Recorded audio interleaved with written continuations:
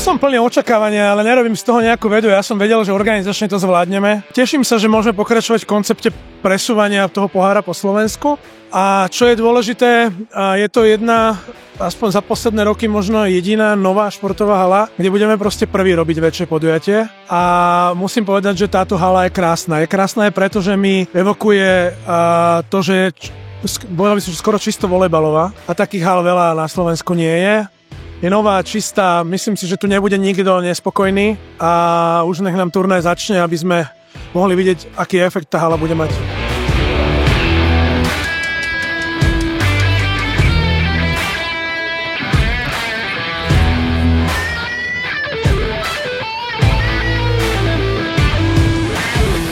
Tak VKP je známe tým, že je výborne bránené na sieti. Jednoducho musíme hrať odvážne. Keď nebudeme hrať odvážne, jednoducho s týmom ako VKP neúspejeme. Každopádne dneska sa ideme určite pobiť o víťazstvo. Trošku nervózny, trošku napätý, tak ako pred každým zápasom, ktorý prichádza. Teším sa naň a dúfam, že predvedieme dobrý volejbal.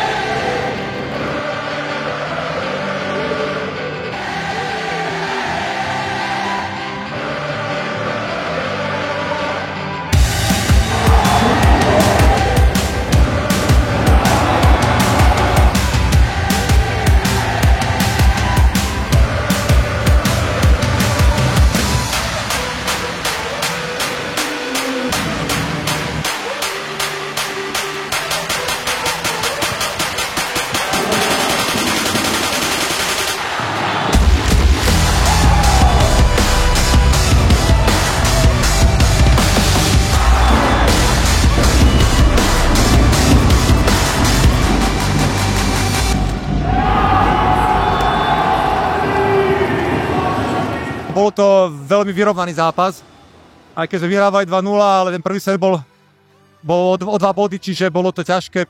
No, Miava kolektívny výkon, proste išli do toho hlava, nehlava, no a my sme sa nejakým zlákli ten tretí set, ale našťastie sme ten štvrtý ubojovali. Dlho som sa na to tešil, na tú atmosféru. Naozaj taká atmosféra je možno iba raz do roka na klubovom volejbale na Slovensku a som rád, že to dopadlo tak, ako to dopadlo. Pravdu povedať, obával som sa, že to pôjde do toho tiebreaku. Potom, ako sme viedli 2-0, to je také veľmi nepríjemné, takto premárniť náskok. Tá skúsenosť Tomáša Krížka to rozhodlo proste.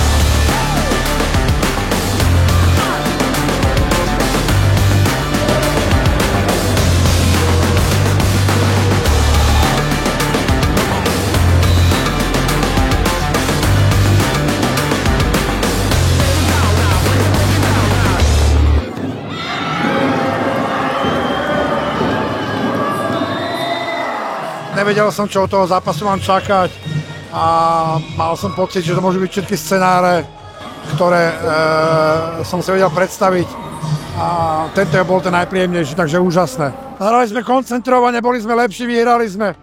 Žilina má svoje, my máme svoje a my máme pohár. Som neskutočne šťastná, že sme to zvládli a že sme vlastne super nepustili k ničomu a že sme si stále ešte za svojím a že sme to celé dokončili úspešne. Každý bod je vždy krok bližšie k víťazstvu, takže to pridáva na pohode družstva a potom sa lepšie hrá. Mali sme oveľa horší začiatok sezóny a vlastne sme sa vytriapali z nejakých problémov, z niečoho a dostali sme sa až sem, čiže o to je to víťazstvo cennejšie v podstate.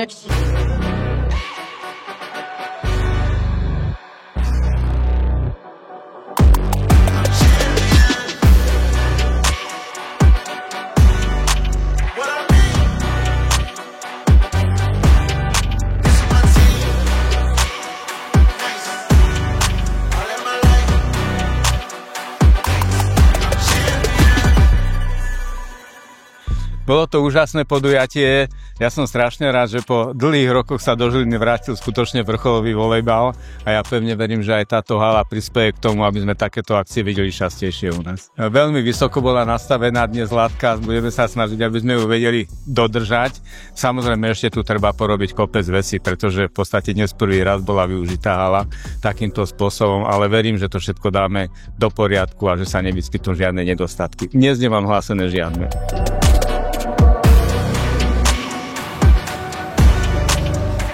Pre mňa tým, že počas celých, 6-7 hodín sa nestalo niečo, čo by ma rozrušilo organizačne, tak sa len potvrdilo to, že ten výber a aj to čakanie do poslednej chvíle a všetky tie procesy, že to rozhodne bolo správne. A ja si myslím, že sme dali na mapu opäť volejbalovú halu a mesto a región, na ktorom sa dá stavať aj do budúcna a ukázali sme aj organizáciou, myslím si, že medzinárodnej úrovne, že volejbal opäť, keď takéto podujatie bude organizovať, tak ukáže aj bežným smrteľníkom a ľuďom mimo volejbalového prostredia, že volejbal je pekný šport, že sa oplatí na ňo ísť, že je to kultivované prostredie a že ich môže baviť.